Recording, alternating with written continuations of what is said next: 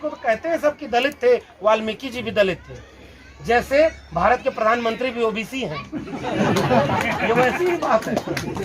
अरे भाई तुम अपने से ओबीसी बन गए, फेक ओबीसी हो, झूठे ओबीसी हो। ऐसा ओबीसी कौन होगा जो सारा काम आरएसएस का कर रहा हो और ओबीसी के नाम पर कुछ न करे? अंगूठा किसने काटा था, ये सवाल हम पूछते हैं हिंदू राष्ट्र बनाने वालों से।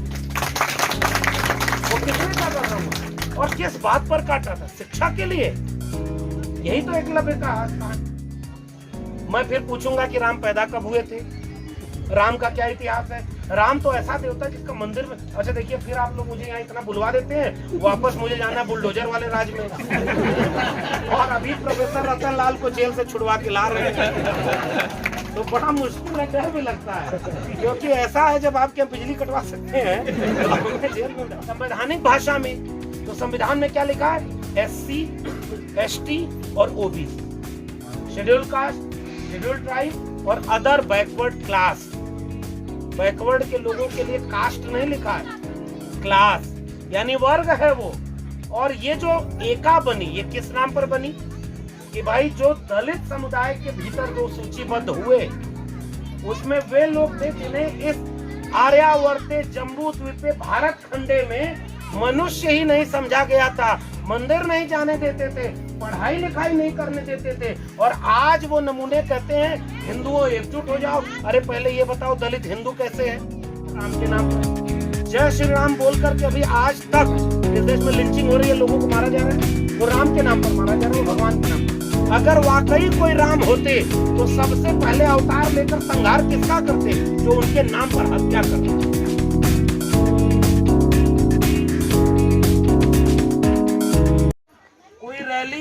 कोई सम्मेलन, कोई अधिवेशन आपने ऐसा देखा क्या जो बहुजनों के अलावा कोई करता हो? नहीं। सोचिएगा इस पर। संविधान तो सबका है और तमाम जातियों के भी संगठन बने हुए हैं, उनकी सेनाएं बनी हुई हैं, उनके इतने लाखों लाख मंदिर हैं, और तो और हिंदू धर्म के नाम पर जाने कितने संगठन उनके बने। उनको कभी आपने भारत का संविधान बचाने के लिए आंदोलन करना आते हैं? सवाल हो रहा है ना इस देश में? इस देश की क्या सबसे बड़ी समस्या इसको अखंड भारत बनाने की है? इस देश की सबसे बड़ी समस्या मस्जिद के नीचे मंदिर खोजने की है, खुदाई करवा रहे हैं। पहले आप लोग भी बुजुर्ग लोग हैं, तमाम सम्मानित लोग हैं, आप लोग को याद होगा साहब, राम मंदिर के नाम पर आंदोलन किसने चलाया? रथ यात्रा चलाई, पूरे देश में दंगा कराया। उसका इतिहास क्या है? 1949 में बाबरी मस्जिद के बीच में मूर्ति प्रकट हो गई थी। मूर्ति प्रकट हो गई थी, सोचिए कैसे प्रकट हुई, क्या प्रकट हुई, किसी को नहीं पता, लेकिन मान लिया। उसके बाद उसके लिए लगातार विवाद होते रहा। और जब इस देश में ओबीसी लोग यहाँ पर ढेर सारे इकट्ठे हुए हैं, मैं तारीफ कर रहा तो आपकी भूल ही गया कि आप, अब तारीफ इसलिए कर रहा हूँ कि बाद में अभी शिकायत भी करूंगा। तारीफ इसलिए कि मुझे बहुत खुशी हुई इस जगह पर, इस आयोजन पर दयानंद साहब से बात हो रही थी। लगातार तमाम लोगों ने हमें क्यों बुलाया, मैं जो बात कह रहा था, हम लोगों में कोई विशिष्ट बात नहीं है।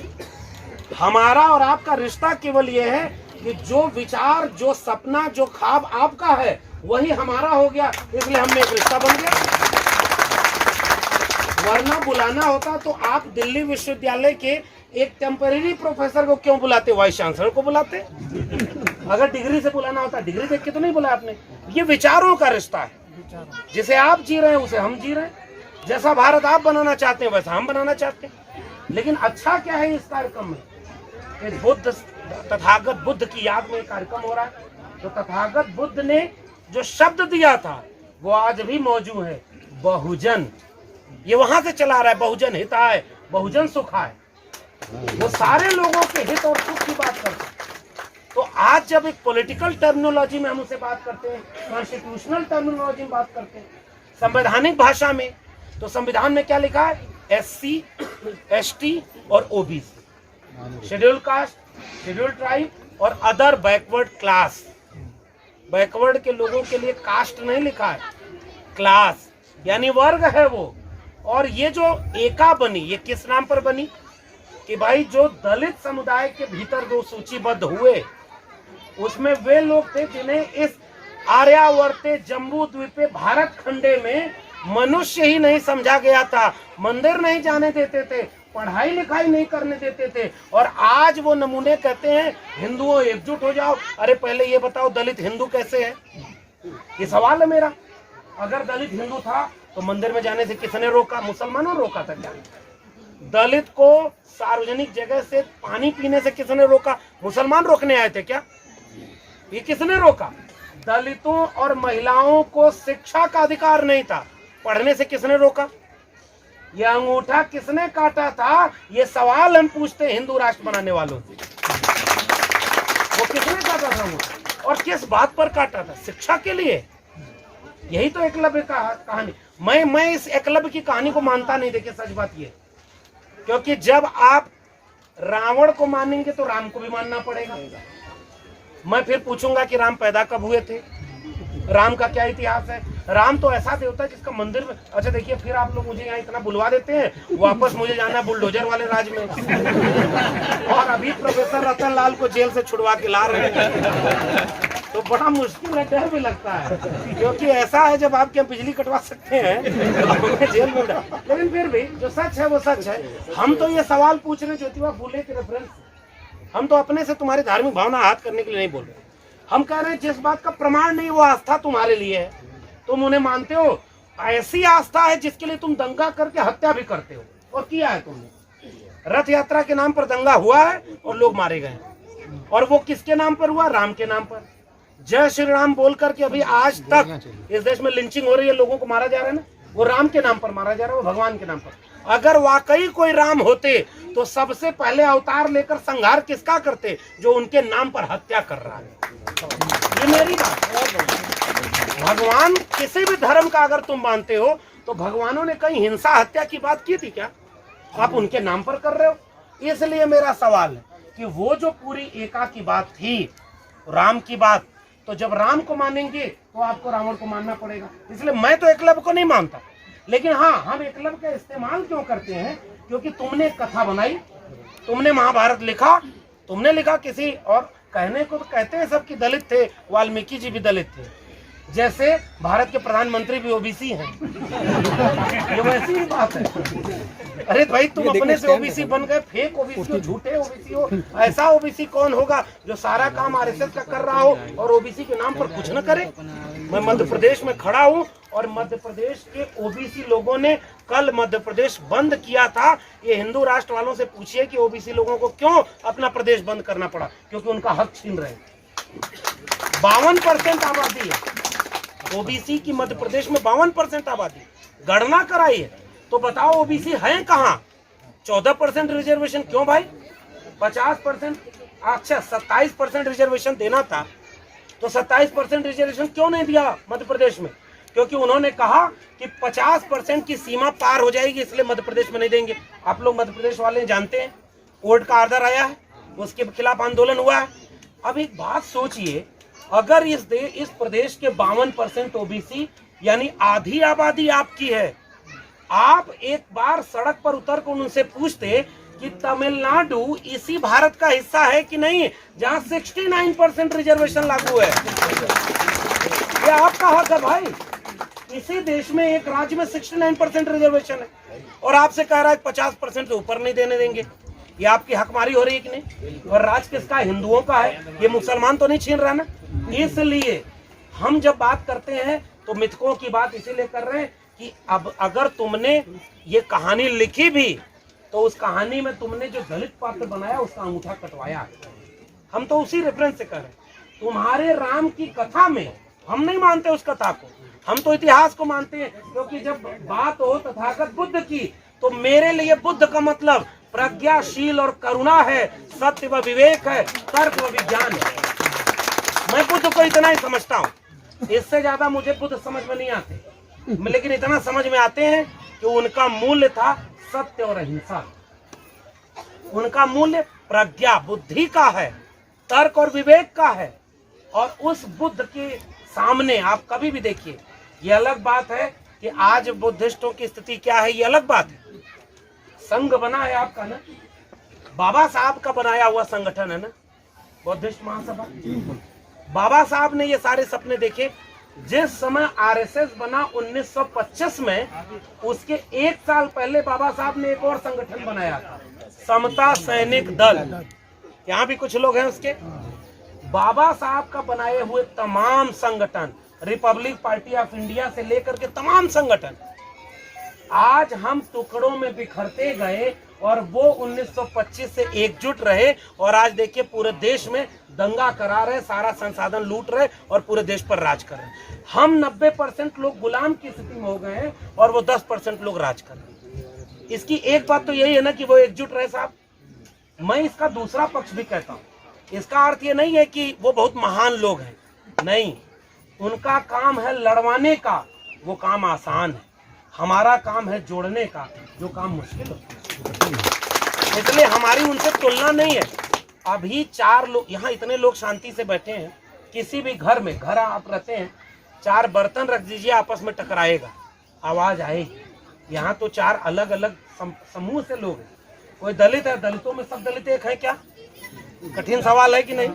शादी ब्याह होती है क्या? बाबा साहब सबसे ज्यादा किससे परेशान थे? महारों से। कड़वी सच्चाई है ना। तो इसी तरह से क्या हुआ कि सब आपस में लड़ते हैं, और उनमें भी कहते हैं तुमसे बड़े दलित हम हैं, वैसे ओबीसी में है, वैसे ओबीसी में है। अच्छा एक बात और, ओबीसी की बात है, मुझे ओबीसी लोग, मैं तो फिर से बहुत खुश हूं और उन लोगों को बधाई दे रहा हूं। ये ओबीसी समाज के लोग, तमाम लोग, कुर्मी, कोयरी, कुशवाहा, पटेल, यादव, तमाम कम्युनिटी के लोग आए हुए हैं। इन लोगों को मार्शल कौम कहा जाता है, और इन्होंने यहाँ से अपील की कि हम लोग जाग गए हैं। इस देश में जो दर्द दलितों और आदिवासियों का है, वही दर्द पिछड़ों का है। रिश्ता सबसे बड़ा वही होता है जो सुख में भले बने ना बने, दुख में बन जाए, और इन्होंने एक दुख का रिश्ता बनाया। राष्ट्र कैसे बनता है? राष्ट्र का मतलब ये है साझा सुख और साझा दुख। इस देश में आज हमारे साझा सुख बने ही नहीं और हमारे दुख भी बांट दिए। ये जो सामाजिक न्याय की लड़ाई, जो बहुजन की लड़ाई है, वो साझा दुख की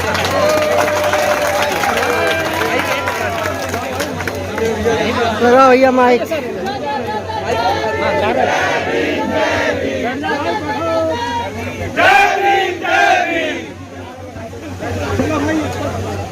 हम लोग ऐसा है यहाँ मिले इसलिए हैं कि हम लोग आपस में एक दूसरे को हिम्मत दें और एक दूसरे से हिम्मत लें और एकजुट हो, बस इतनी है हमारी। क्योंकि जो 2-3 बातें मैं कहना चाह रहा था, नर्मदा के तट पर जब मैं खड़ा हूँ तो मैं एक चीज महसूस करता हूँ। मैं लिटरेचर पढ़ाता हूँ दिल्ली विश्वविद्यालय, साहित्य का विद्यार्थी। मुझे कई बार संवेदनाओं और भावनाओं में रुचि आती है। माइक जब तक ऑन नहीं हो रहा तब तक चलता है। तो माइक ऑन हो जाए तो ये पकड़ा, ये हमें हाथ में देता है। इसलिए जो हम लिटरेचर में पढ़ते और पढ़ाते हैं, हम उसी की बात आपसे करने। एक सवाल मेरा, आवाज आ रही है? बहुत शुक्रिया। मैं इस जगह पर जब खड़ा हुआ तो मैं एक बार सोच रहा था, ये पहाड़, ये नदियां, ये प्रकृति किस चीज की? तथागत बुद्ध के सबसे करीब अगर कोई चीज थी तो वो थी प्रकृति। वो प्रकृति के करीब रहते थे, और कहा ही जाता था, नफरतों के दौर में जो बात मैं कह रहा हूं वो बहुत जरूरी है। इस समय इस देश में केवल आग लगाई जा रही है। इसको मार दो, इसको काट दो, इसका छीन लो, इसका हड़प लो। ऐसे वक्त में मुझे लगता है कि बुद्ध को याद करना, अपनी जड़ों को याद करना है, जो शांति और अहिंसा की बात करता है, प्रेम की बात करता है। बुद्ध का मतलब क्या है? प्रेम है, करुणा है, और करुणा में कोई अंतर नहीं है। फिर मेरा एक सवाल है, अगर बुद्ध की जाति तो उस तरह से आपको समझ में आती नहीं। जैसे मैंने पहला सवाल किया था, वो दूसरा सवाल कर रहा हूं। भारत का संविधान सबके लिए अगर अहम होता तो उसको बचाने की लड़ाई सब लड़ रहे होते, लेकिन मजबूरी दिखती है कि इस देश के वंचित, शोषित, दलित, पिछड़े, आदिवासी ही जब खतरा आन पड़ता है तो भारत का संविधान बचाने के लिए लड़ते हैं। वैसे ही मेरा एक सवाल है, अगर तथागत बुद्ध के दर्शन में सत्य और अहिंसा है, तो ये क्या जाति केवल दलितों, पिछड़ों, आदिवासियों के लिए सत्य और अहिंसा है?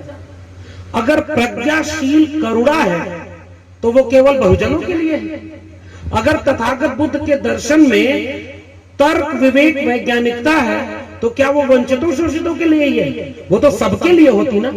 इस देश दुनिया में जितने भी मनुष्य हैं सबके लिए बुद्ध का दर्शन अपना दर्शन होना चाहिए था ना। यानी बुद्ध सबके होते, मगर सच बात पूछ रहा हूं, कड़वी बात है, इस देश में आज भी बुद्ध पूर्णिमा के दिन बुद्ध को क्या सबने याद किया? क्या समझ गए ना? बुद्ध को कौन याद कर रहा है? ज्यादातर दलित लोग याद कर रहे हैं, आदिवासी भी नहीं याद करता। सच बात ये, आदिवासियों का कल्चर अलग है आपसे। और पिछले दिनों आदिवासियों ने एक विद्रोह भी कर दिया था कि हमको बुद्धिस्ट मत बनाओ, हमें आदिवासी रहने दो, क्योंकि आदिवासियों ने, उनके नेता ने संविधान सभा की बहस में बैठ करके वहां पर जयपाल सिंह मुंडा ने एक बात कही थी कि हमको लोकतंत्र सिखाओ मत, हम इस देश के मूल निवासी हैं, हम सिंधु घाटी सभ्यता के वारिस हैं, आपको हमसे लोकतंत्र सीखना चाहिए, आप हमें लोकतंत्र क्या सिखाएंगे? वो आवाज थी आदिवासियों की। आदिवासी का मतलब ये होता है, वो मूल निवासी हैं, वो इस देश के जल जंगल जमीन के हिस्सेदार हैं। और आज इसी मध्य भारत के दूसरे कोने पर आप सबको भी पता होगा, बिजली कम आ रही क्योंकि कोयला संकट, कोयला नहीं निकल रहा, बिजली नहीं बन रही, यानी बिजली व्यवस्था चौपट है। तो इसका रास्ता क्या होगा? उसको अंबानी और अडानी को बेच दो। पकड़ में आई बात? हमारी उंगली काम नहीं कर रही, उंगली में दर्द है, उंगली का इलाज करवाना है, आप डॉक्टर के पीछे जाएंगे कि उंगली को काट देंगे? आपके देश की संपत्ति को अंबानी और अडानी जैसे पूंजीपतियों के हाथों में बेच करके हमारा हक छीना जा रहा है। यह है भारत का संकट इस समय का। इसलिए उस आदिवासी समाज की तरफ जरा आंख उघड़ा कर देखिए। हम लोग मुट्ठी बांध करके कह तो लेते हैं एससी एसटी में दोनों एक है ना। अभी तो ओबीसी को तो जोड़ना है, आऊंगा ओबीसी पर, लेकिन एससी एसटी को तो आप एक कहते हैं ना। इस परिसर में आपके राज्य में भी ओबीसी शेड्यूल ट्राइब की जनजातियां होंगी, लेकिन हमारे कार्यक्रमों में आती हैं क्या? कम आती हैं या नहीं आती हैं? हमें तो विश्लेषण करना होगा ना। अगर आदिवासी हमारे साथ नहीं आ रहा तो हमें उनके पास भी जाना होगा ना, उन्हें भी तो अपने साथ लाना होगा ना। एक मिशन इसको जोड़िए कि जब एससी और एसटी की बात होती है तो आदिवासी कहां है? क्यों? क्योंकि आदिवासी, जब हम बौद्ध जयंती मना रहे हैं तो सिलगेर, हसदेव और बस्तर बकसवा के जंगलों में पुलिस की गोलियों के सामने खड़ा होकर अपनी जल जंगल जमीन बचाने की लड़ाई लड़ रहा है, वो भी इस देश का नागरिक है।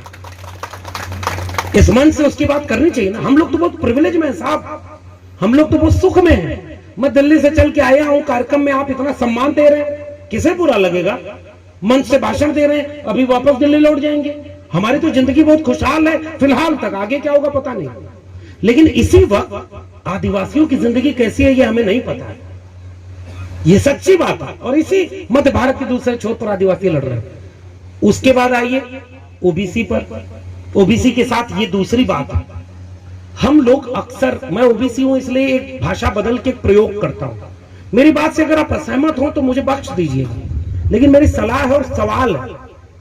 महात्मा ज्योतिराव फूले ने अपनी किताब गुलामगिरी में एक बात लिखी है कि इस देश में पहले ये जो जितने यहाँ के राजा महाराजा थे वो छत्री थे। और छत्री, ये वाले छत्री नहीं लिखा है फूले साहब ने, छत्र खत्रप से लिखा है। खत्र मतलब खेत से जुड़े हुए, इसीलिए ज्योतिबा फूले हर जगह कुणबी किसान शब्द का इस्तेमाल करते हैं। कुणबी किसान ओबीसी जाति से आते थे ज्योतिबा फूले। ये अलग बात है कि आज अभी ओबीसी घरों में भी ज्योतिबा फूले नहीं पहुंचे हैं, लेकिन ओबीसी होने के बाद भी हर दलित के घर में जागरूक अगर वो है तो आपको बाबा साहब के बगल में महात्मा ज्योतिराव फूले की तस्वीर मिल जाएगी। अगर जागरूक है तो हमें ये भी लड़ाई लड़नी है, हमें अपने लोगों के बीच वो तस्वीर ले जानी है। लेकिन कैसे ले जाएंगे? चुनौती क्या है? इस मंच पर खड़े होकर हम चुनौतियों पर भी तो बात करें। हो सकता है भाई मैं इतना पढ़ा हूं और ज्ञान बहुत है, मैं भी चाहूं तो 20 किताबों का रेफरेंस देकर के आपके सामने ऐसा भाषण दे दूं कि जाने के बाद आप कहेंगे क्या विद्वान आदमी था, कितना बढ़िया बोल गया, लेकिन वो भाषण इस परिसर से बाहर जाएंगे तो काम नहीं आएगा। सच बात बता रहा हूं, बहुत भाषण देके देख लिया, काम ये वाली बातें आएंगी जो हमारी समस्या है। हम यहां से निकल के जाएं तो करें क्या? हमारे सामने मुश्किल क्या है? ओबीसी को अपने साथ जोड़ने की मुश्किल क्या है मैं बताता हूं। ज्योतिबा फूले ने लिखा खेत का श्रम करने वाली जातियां थी ओबीसी, और आर्य जब विदेश से आए तो उनके सामने जो झुक गए समझौता कर लिए, उनको उन्होंने छत्री बनाकर जनेऊ पहनाया और जो तन कर खड़े रहे, झुके नहीं, उन्हें शूद्र बना दिया। इसलिए तमाम ओबीसी की जातियां शूद्र हैं, ये ज्योतिबा फुले कहते हैं। क्यों? अब उसका उदाहरण सुनिए। तथागत बुद्ध को याद कर रहे हैं ना? तथागत बुद्ध को सबसे पहले सबसे बड़ा दुनिया के लेवल पर ले जाने वाला सबसे बड़ा राजा, सबसे बड़ा महाराज, सबसे बड़ा शासक कौन था? सम्राट अशोक। सम्राट अशोक किस वंश के थे? मौर्य वंश। मौर्य वंश किस जाति में आता है? ओबीसी। अगर ओबीसी शूद्र था तो ओबीसी के राजा कैसे बन गए? मेरा सवाल है, आप मुझसे असहमत हो सकते हैं, मैं उसकी व्याख्या भी बताऊंगा। पाल वंश, प्रतिहार वंश, है वंश, उसके बाद आपके इधर मध्य भारत में गोंडवाना लैंड, भीलवाड़ा, उत्तर भारत के चलिए मध्य भारत में विजयनगरी की तरफ यदुवंशी राज था, यादवों के साम्राज्य थे। उत्तर की तरफ चलिए जाट वंश, गुर्जर वंश, ये सारे तो राजवंश थे, इसलिए वो अपने को क्षत्रिय आज भी कहते हैं। अब हम इसको अब आगे, इसलिए देखिए, जब आप किसी ओबीसी को आज की डेट में कहेंगे तुम शूद्र हो, तो वो चिढ़ जाएगा।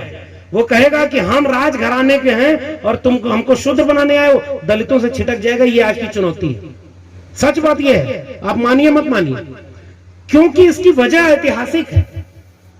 अब इसका रास्ता क्या निकलेगा?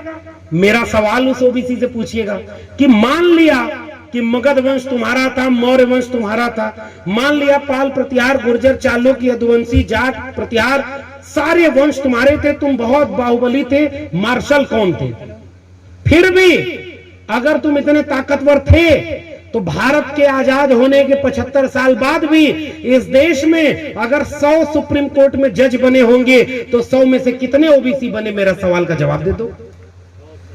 कितने प्रोफेसर, अगर इस देश में आज तक 1000 कुलपति बने होंगे तो ओबीसी की आबादी 52% है, मेरे हिसाब से तो 60% है। तो अगर ओबीसी भी हिंदू था, अगर ओबीसी भी ताकतवर है, तो उसके प्रोफेसर कहां हैं, उसके वाइस चांसलर कहां हैं, उसके कुलपति कहां हैं, उसके डॉक्टर इंजीनियर कहां हैं? मैंने आरटीआई लगाई थी साहब, और मैं ओबीसी समाज में आता हूं। 2019 तक इस देश के 45 केंद्रीय विश्वविद्यालयों में 0 प्रोफेसर ओबीसी के थे। अगर ओबीसी इतना ही ताकतवर, ओबीसी सवर्ण था, ओबीसी हिंदू था, तो ये ओबीसी को उसका हक कौन छीना? आज के ओबीसी को ये बात समझाइए, और तब उससे पूछिए कि तुम्हारी आबादी 60% 55 से 60%, मंडल कमीशन तो 1980 में बोला है 52% बढ़ी है। और उसके बाद आपकी आबादी, अगर आधी आबादी इस देश की ओबीसी है, तो ओबीसी को आधा जमीनें, उसके मालिकाना हक ओबीसी के पास होना चाहिए था।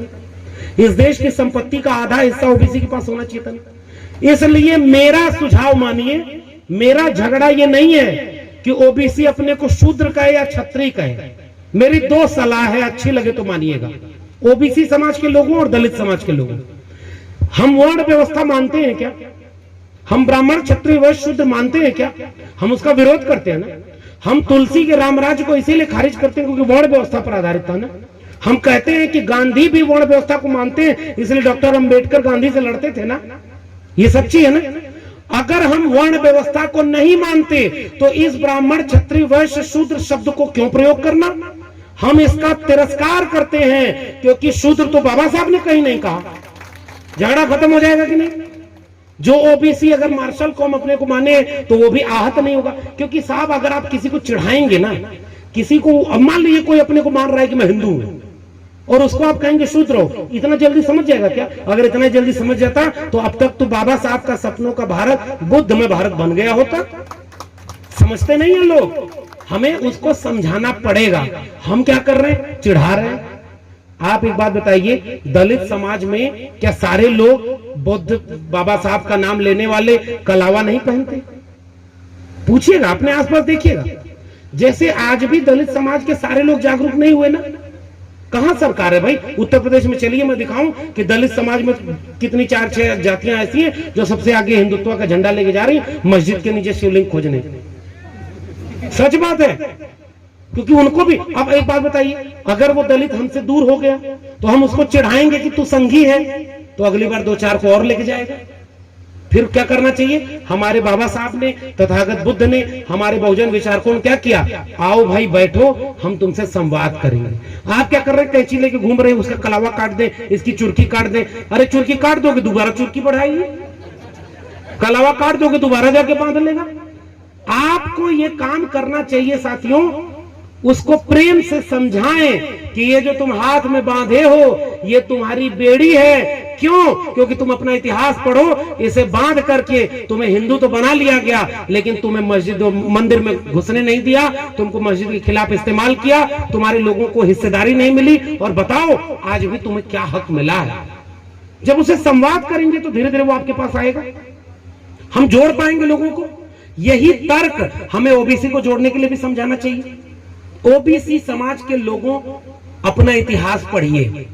मैं एक बात कह रहा हूं, डॉक्टर राम मनोहर लोहिया हुए, डॉक्टर राम मनोहर लोहिया ने नारा दिया, सन सोपा ने बांधी गांठ, पिछड़ा पावे 100 में 60।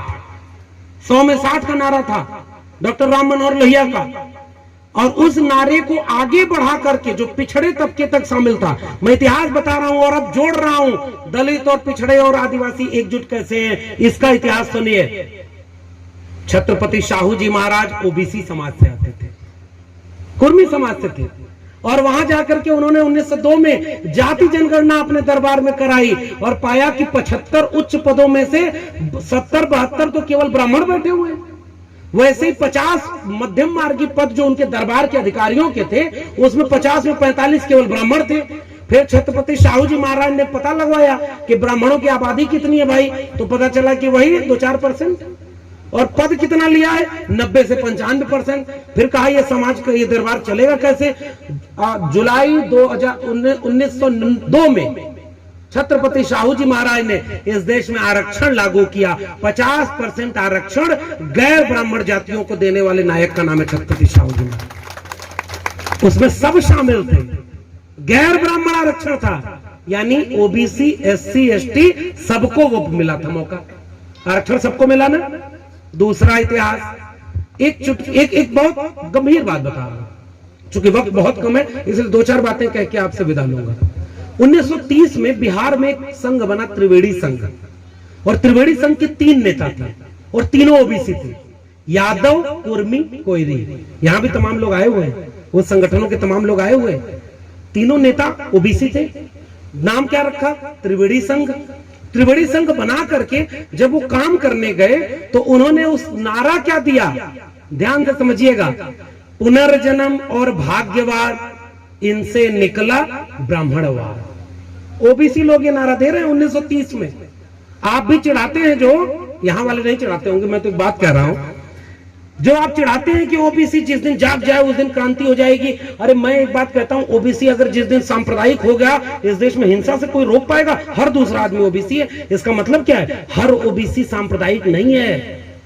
कुछ ओबीसी आपके साथ हैं, इस मंच पर बैठे हुए, यहां बैठे हुए, ये बैनर लगा हुआ है, एका बन गई है हमारी, इसे बस आगे बढ़ाना है। और ये एका अतीत में भी थी, वो मैं आपको बता रहा हूं। 1930 में त्रिवेणी संघ ने नारा दिया, पुनर्जन्म और भाग्यवाद, इनसे निकला ब्राह्मणवाद। ब्राह्मणवाद की क्या पहचान, गिटपिट बोले करे न काम, मानववाद की क्या पहचान, ब्राह्मण भंगी एक समान। ये नारा था उनका।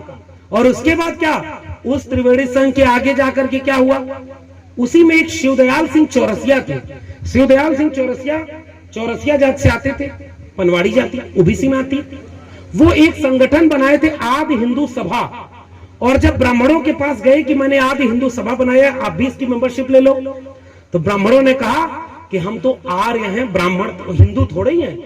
तो चौरसिया साहब ने वो पर्चा फाड़ा और उन्होंने कहा कि हम तो अब तक समझते थे कि तुम भी हिंदू, हम भी हिंदू, जब तुम हिंदू नहीं आर्य हो तो जाओ आज से भी हम भी हिंदू नहीं, बैकवर्ड हैं। और उन्होंने 1940 में आकर के बैकवर्ड क्लासेस लीग बनाया। और वो ओबीसी लोगों के पुरखे, आपके पुरखे थे, जिन्होंने हिंदू चीजों को त्यागा और बैकवर्ड चीजों पर एकजुटता ले गई।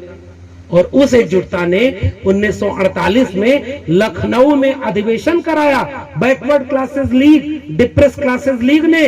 तो उन अधिवेशनों में एक में अपने दक्षिण भारत के बड़े नायक ईवी रामास्वामी नायकर पेरियार को बुलाया, तो दूसरे अधिवेशन की अध्यक्षता करने के लिए डॉक्टर भीमराव अंबेडकर को बुलाया। ये एका थी हमारी और आपकी, जड़ें हमारी एक साथ हैं। कोई आके भरगला जाता है।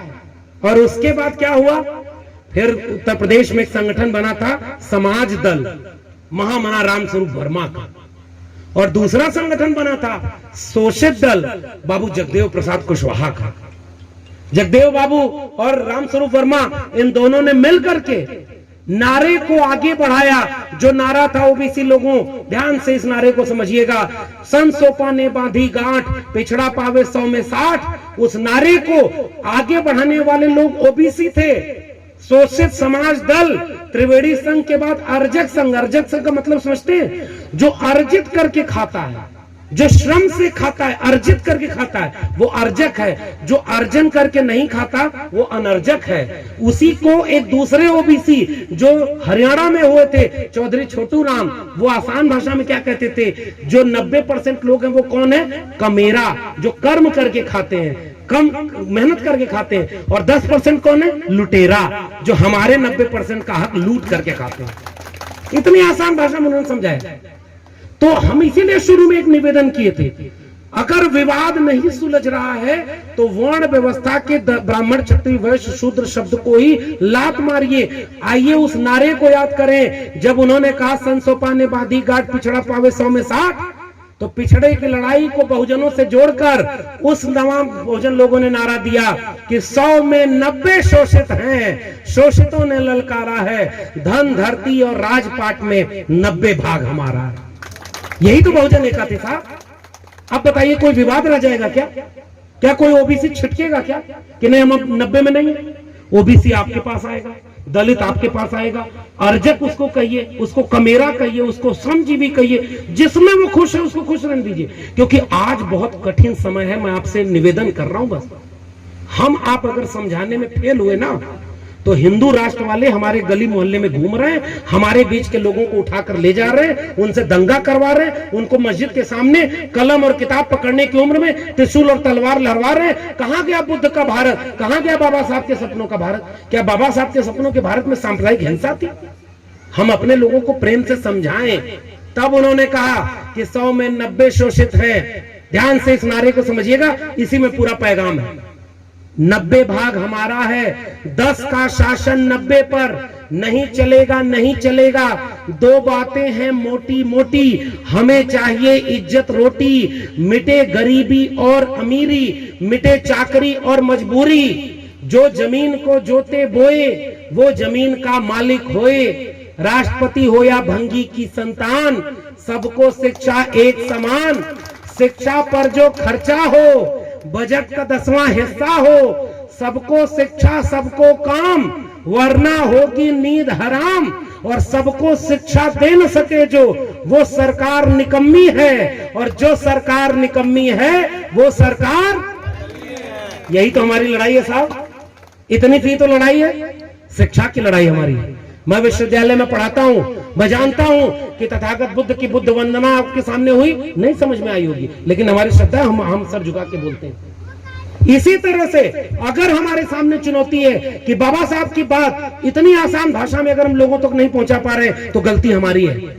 हमें लोगों को जोड़ना होगा, हमें लोगों को एकजुट करना होगा, उनको उनकी भाषा में समझाना होगा कि इस शिक्षा की लड़ाई में जिस समय इस देश में आंदोलन होना चाहिए स्कूल कॉलेज और विश्वविद्यालय बनाने का, उस समय इस देश में मंदिर और मस्जिद के नाम पे आंदोलन हो रहा है। मस्जिद के नीचे से खुदाई करवा रहे हो कि शिवलिंग है, कुतुब मीनार के नीचे शिव मंदिर है, ताजमहल के नीचे तेजो मंदिर है। तो हम एक बात कहते हैं कि अगर खुदाई करवा रहे हो तो थोड़ा गहरी खुदवाना, हो सकता है उन सब के नीचे तथागत बुद्ध की कोई मूर्ति निकल जाए।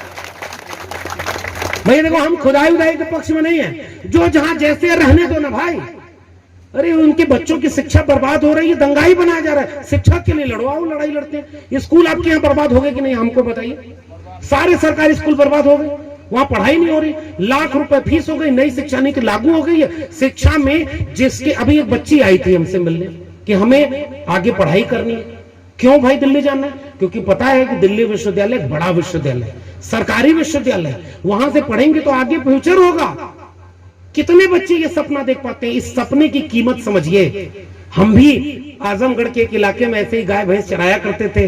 इलाहाबाद यूनिवर्सिटी टॉप किया तो हमारे प्रोफेसर, जाति क्या होती है देखिए, पंडित जी हमको पढ़ाते थे, लेकिन जब टॉप कर गए तो कह रहे हैं अहिरों के बच्चे गाय भैंस चराना छोड़ करके यूनिवर्सिटी टॉप करने लगे तो हमारे बच्चों का क्या होगा? उनकी चिंता देख रहे हैं।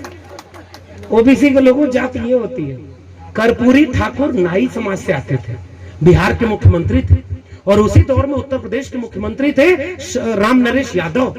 और दिल्ली में बैठकर नारा आपको अपमानित करने के लिए क्या लगाया?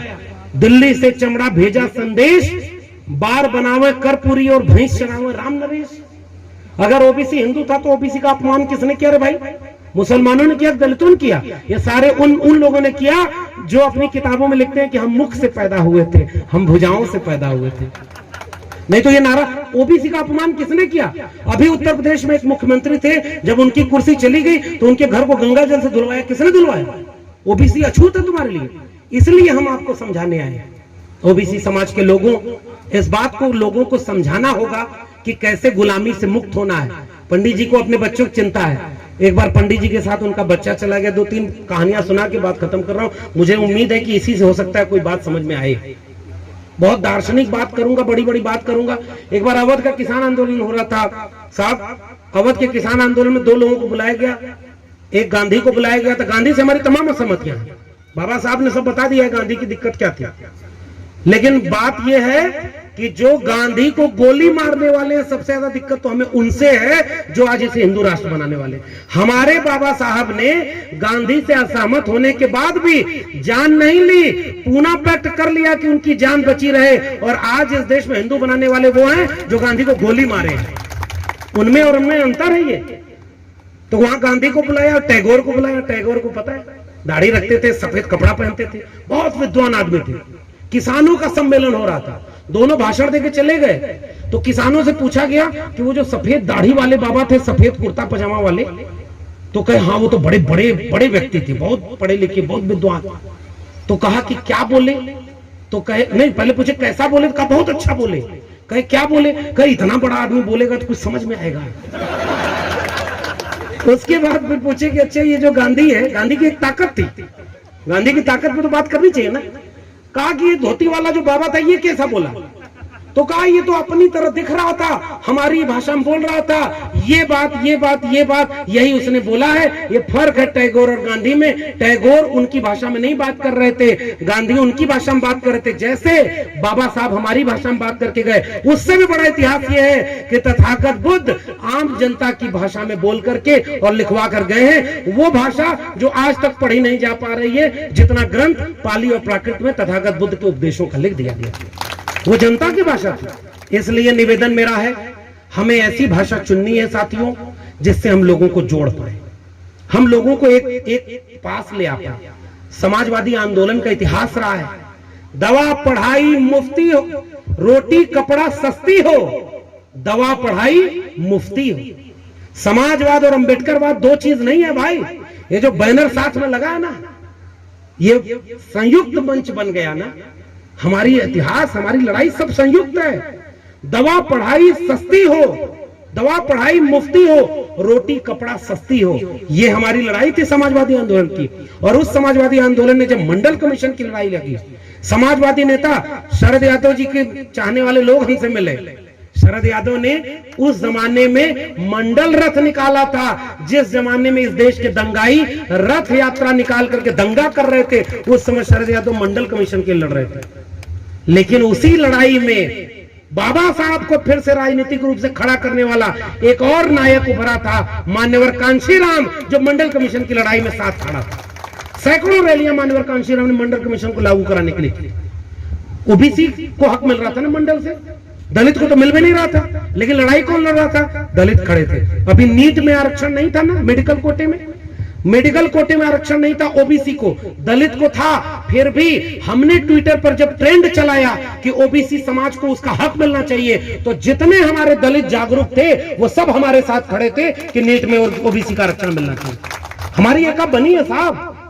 दूसरी एका, जब 2 अप्रैल का भारत बंद करना हुआ, इस देश के दलितों आदिवासियों के साथ पूरे देश में ओबीसी कंधे से कंधा मिलाकर SC ST atrocity prevention act के खिलाफ वहां पर आंदोलन कर रहा था। हमारी एका तो बनी हुई है, हमें बस उसको लोगों को समझाना है कि भाई लड़ना नहीं है। दूसरी बार भारत बंद आपने कब किया? 5 मार्च 2019 को हम लोग दिल्ली विश्वविद्यालय में थे और रोस्टर आया था 13 पॉइंट, जिसमें आदिवासी की सीट 0 कर दी, दलित की सीट 1 कर दी और ओबीसी की 2 कर दी। यानी 90 से 95% सीटों पर सवर्णों का कब्जा हो गया और सारे आरक्षण खत्म हो गए थे। इस देश के सारे 95% वंचितों शोषितों ने भारत बंद किया 5 मार्च 2019 को, और 56 इंच की सरकार बनाने वाला पहली बार झुका था SC ST एट्रोसिटी एक्ट पर और दूसरी बार झुका था 13 पॉइंट रोस्टर पर। दोनों बार किसने झुकाया?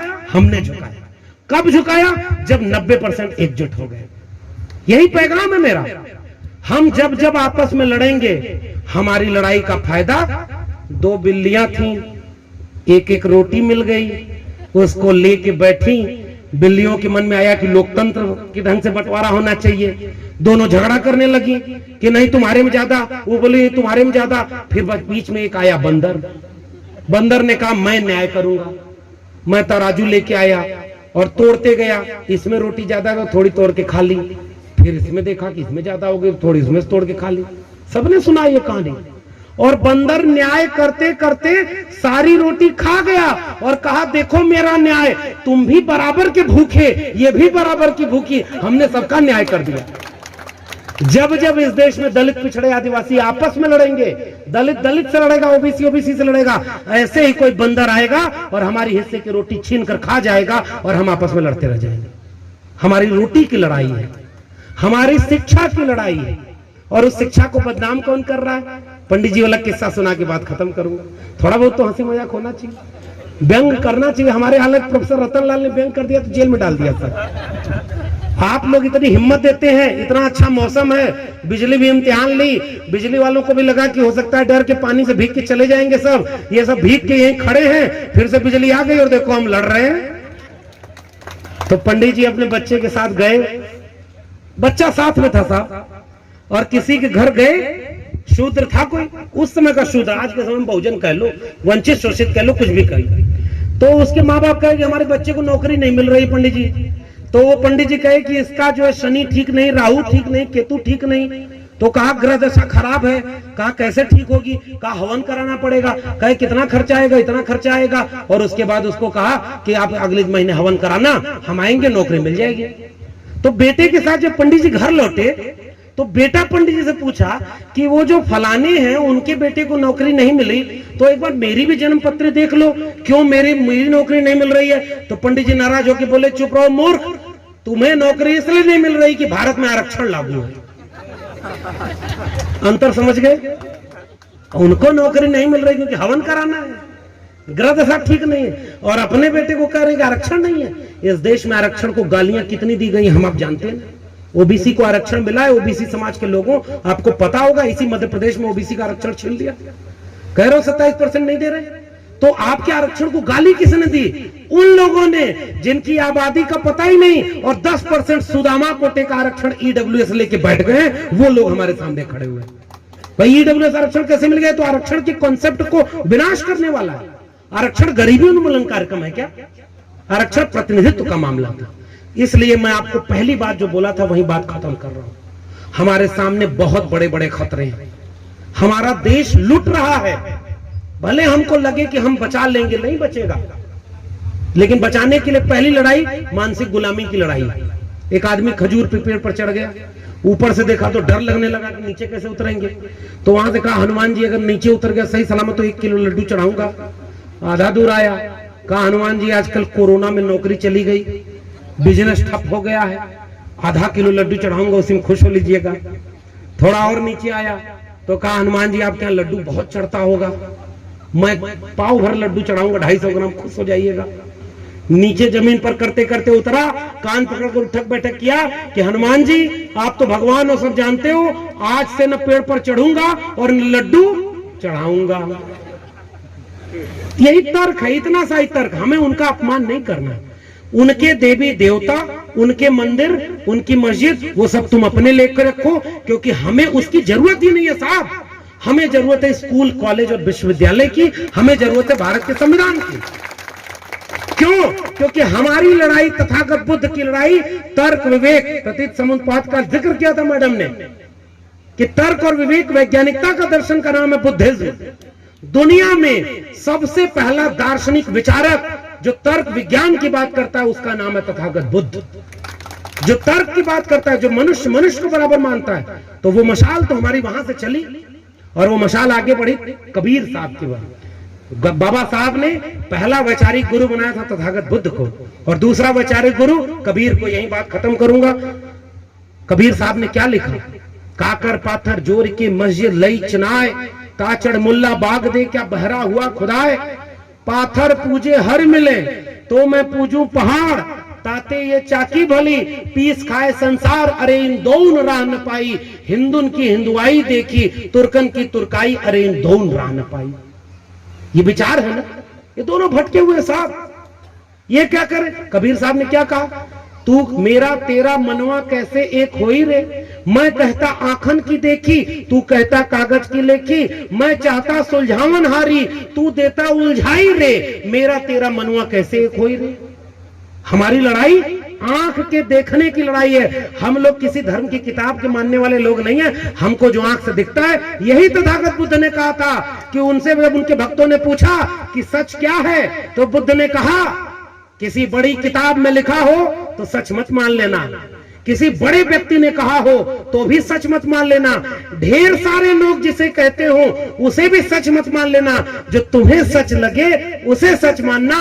अप दीपो भाव, ये दर्शन का नाम है तथागत बुद्ध का। यही हमारी लड़ाई है साहब। हमको किसी की पूजा नहीं करनी। मैं एक निवेदन करूंगा, एक बात याद रखिएगा, तथागत बुद्ध मूर्ति पूजा के विरोधी थे। मेरा निवेदन केवल है कि अगर हिंदू धर्म की मूर्तियों को हटाना आप चाहते हैं तो उन जगहों पर कहीं ऐसा तो नहीं कि आप तथागत बुद्ध को रखना चाह रहे हैं। वही तिलक चंदन, वही सब कुछ, वही कर्मकांड। ये मेरा निवेदन है, आप सोचिएगा। मैं इससे नहीं कुछ कहूंगा, क्योंकि बाबा साहब ने कहा है कि व्यक्ति पूजा गुनाह है, मत करना। मुझे मूर्तियों और तस्वीरों में मत ढूंढना। मैं मिलूंगा तो अपनी किताबों में मिलूंगा, विचारों में मिलूंगा और संघर्ष की लड़ाइयों में मिलूंगा। हमें सजग रहना है भाई, और धर्म को लेकर के हमें कोई टिप्पणी ऐसे नहीं करनी है जैसे प्रोफेसर रतनलाल को जेल में डाला। हम उनकी निंदा करते हैं क्योंकि भाई वो तो बहाना खोज रहे हैं। अगर आपको शिकायत करनी है तो हमारे पुरखों ने इतना उनकी मुखालफत कर दी है कि आप अपने मुंह से फेसबुक और ट्विटर पर मत लिखा करिए, चौराहे पर मत बोला करिए। उनको अगर आपको समझाना है तो कोई किताब लेकर जाइए, उसको भेंट कर दीजिए कि ज्योतिबा फूले ने क्या लिखा है पढ़ लो, डॉक्टर अंबेडकर ने क्या लिखा है पढ़ लो, हिंदू बनाम हिंदू में राम मनोहर लोहिया ने क्या लिखा है पढ़ लो, और उनको उनके संदर्भ में समझाइए। बात आप तक नहीं आएगी। जिनको विरोध करना है वो फूले, अंबेडकर, पेरियार और लोहिया का करें। इसलिए बच के प्रेम मोहब्बत से हमें लोगों को समझाना है। और उस समय केवल बुद्ध जयंती के दिन मैं एक कविता पढ़ना चाहता हूं, और मैं इसीलिए कविता पढ़ना चाहता हूं क्योंकि मैं चाहता हूं कि इस बात को लोग समझें कि हमारे पुरखों ने कैसे लड़ाइयां लड़ी। हमारे हिंदी के कवि हुए, मैं कबीर की बात कर रहा था ना। रविदास ने कहा जस केलन की पात पात में पात, तस मानुष की जात के जात जात में दाग। जात रविदास, मानुष न जुड़े जब तक जात न जात। हम लोग जात के विनाश की बात करते हैं और आप जात के नाम पर लेटरल एंट्री ले आ रहे हैं। लेटरल एंट्री आ गई साहब। इस देश में SC ST OBC को कहा जा रहा है हिंदू बनाएंगे, और देश की सबसे बड़ी परीक्षा कौन है? IAS बनने की, और IAS बिना परीक्षा के बैक डोर से बना रहे हैं लेटरल एंट्री। 340 लोगों को अब तक ज्वाइंट सेक्रेटरी बना दिया है। एक बार पूछिएगा हिंदू राष्ट्र वालों से, कितने दलित पिछड़े आदिवासियों को तुमने ज्वाइंट सेक्रेटरी बनाया? एक भी को नहीं बनाया।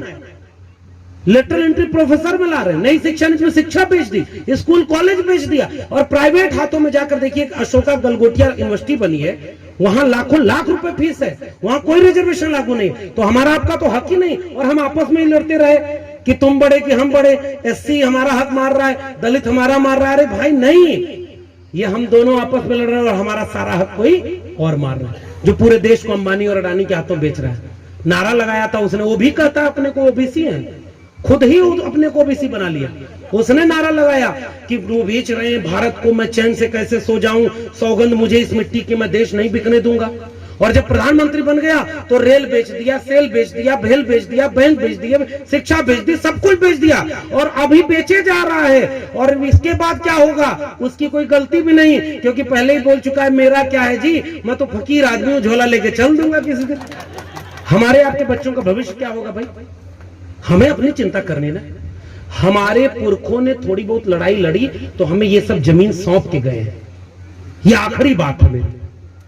हमें जो मिला हमसे वो भी छीना जा रहा है। जमीन का ओबीसी लोगों को बड़ा फक्र होता है कि हमारे पास तो जमीन है। एक जमीन जो 20 साल पहले 1 बीघा एक घर में थी उसमें 5 बार तो बंटवारा हो गया। जमीन तो फैलेगी नहीं, जमीन तो आगे बढ़ेगी नहीं, तो आपकी जमीन की कोई कीमत नहीं, खेती किसानी बर्बाद हो गई। और जहां मलाई है वो कौन ले गया, अंबानी और अडानी ले गया। तो देश तो बिक गया है साहब। और आपके हाथ में क्या मिलेगा, भैंस चुराने वाले रात में भैंस चुराने आते हैं। कविता सुना के बाद खत्म कर दूंगा ये। भैंस चुराने वाले, हम लोग गांव में रहते थे, अंधेरी रात में आते थे और भैंस के गले में घंटी पहनाई जाती थी, तो घंटी बजती रहती थी। घर वालों को लगता था कि भैंस सुरक्षित अंदर है। तो भैंस चुरा कर जब भागते हैं चोर, तो घंटी लेकर एक चोर पूरब की दिशा में भागता है तो भैंस लेके बाकी चोर पश्चिम की दिशा में भागते हैं। अब रात में जब नींद खुलेगी गांव वालों की तो किसकी तरफ भागेगा, जिधर से घंटी की आवाज आ रही है।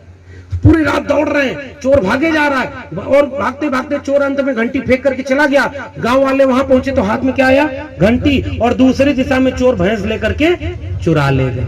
हमारी आंखों के सामने से मंदिर, मस्जिद, मस्जिद के नीचे मंदिर, मंदिर के नीचे शिवलिंग, इसके नीचे उसके नीचे, हिंदू खतरे में है, आओ हिंदू एक हो जाओ, तलवार त्रिशूल लेकर मस्जिद के सामने रामलीला पढ़ने, हनुमान चालीसा पढ़ने जाओ, ये किया जा रहा है। कल तक बच्चों से पूछ रहे थे बच्चे बड़े होकर क्या बनोगे, तो कहेगा डॉक्टर इंजीनियर बनेंगे, वकील बनेंगे, प्रोफेसर बनेंगे। आज बच्चों से पूछो बच्चा क्या बनेगा बड़ा होकर, तो कम मस्जिद के सामने राम हनुमान चालीसा पढ़ेगा जाकर, मस्जिद के नीचे खुदाई कर। ये बच्चों का भविष्य करा रहे हो। हमारी आंखों के सामने से शिक्षा, रोजगार और सम्मान की भैंस को कोई चुरा रहा है और हमारी हाथ में क्या पकड़ा रहा है, घंटी। हिंदू मुस्लिम का, दलित पिछड़े का, लड़ते रहो। अरे आओ, इस देश के 90% कमेरा लोगों, 90% बहुजनों एकजुट होते हैं और अपने बच्चों की शिक्षा के लिए इस देश को बचाने की लड़ाई लड़ते हैं, स्कूल कॉलेज बचाने की लड़ाई लड़ते हैं। क्योंकि हमारे पुरखों ने किस बात की लड़ाई लड़ी, और आत्मसम्मान, तर्क, विवेक की बात। रमाशंकर यादव विद्रोही एक कवि हुए, उन्होंने बड़ी छोटी सी कविता लिखी, मैं किसान हूं और आसमान में धान बो रहा हूं। कुछ लोग कहते हैं कि अरे पगले,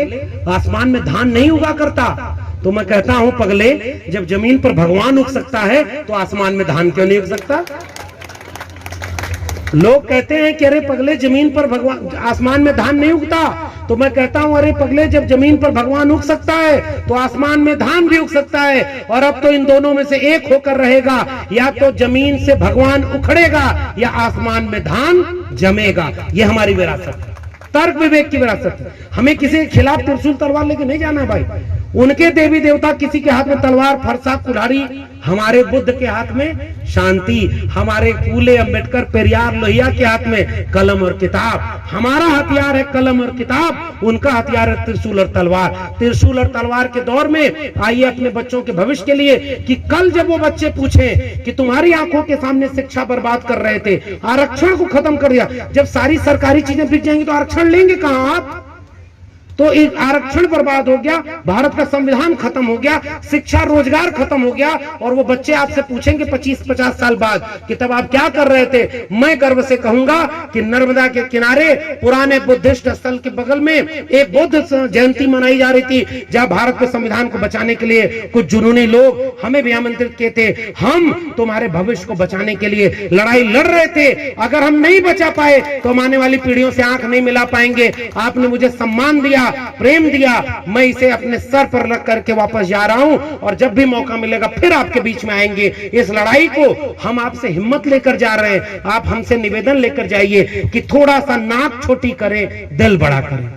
हम बहुजनों की नाक बड़ी हो गई है। 4 आदमी 14 संगठन बनाए बैठे है कि नहीं, सही बात। सब आपस में करते हैं, वो नहीं, हम तराजू लेके घूम रहे हैं। 24 कैरेट अंबेडकरवादी कौन, मैं और कोई नहीं। अरे भाई किस बात के अंबेडकरवादी, अरे संविधान ही नहीं बचेगा तो तुम्हारा संगठन भी नहीं बचेगा। मत में मेरा निवेदन केवल मानिएगा, जैसे ओबीसी लोगों ने एक बड़ा अच्छा प्रयास किया, भाई ओबीसी के 1000 संगठन थे, उन्होंने कहा वो संयुक्त मोर्चा बनाते हैं। अब एक बहुजनों, चलो दलितों, पिछड़ों, आदिवासियों का एक संयुक्त मोर्चा बनाओ और लड़ो लड़ाई, पढ़ो पढ़ाई, और इस देश के संविधान को बचाने के लिए हर मोहल्ले में संघ की शाखाएं तथागत बुद्ध की लगे। संघम शरणम गच्छामि का मतलब शिक्षा और तर्क को बचाने का, भारत के संविधान को बचाने का। अगर हम नहीं लड़ रहे हैं शिक्षा को बचाने की लड़ाई, तो माफ करिएगा, ये बुद्ध जयंती अधूरी है। हम बाबा साहब के, बुद्ध के सच्चे वारिस नहीं। अगर अपने बच्चों को बाबा साहब ने जितना लड़ाई लड़ के हमें दिया वही नहीं सौंप पाए, तो गुनहगार तो हम होंगे, बाबा साहब थोड़ी होंगे। तो उस गुनाह से बचने के लिए हम आपसे निवेदन करने आए कि एकजुट होकर लड़िए। आपने मुझे सम्मानित किया, बहुत बहुत धन्यवाद। मुझे तुरंत निकलना होगा, मुझे दिल्ली जाना है। फिर आएंगे, आपके बीच में मिलेंगे, एक दूसरे की हिम्मत बांध करके लड़ाई लड़ेंगे। जय भीम, जय मंडल, संविधान जिंदाबाद, समाजवाद जिंदाबाद, अम्बेडकरवाद जिंदाबाद, उल गुलाम जिंदाबाद, इंकलाब जिंदाबाद।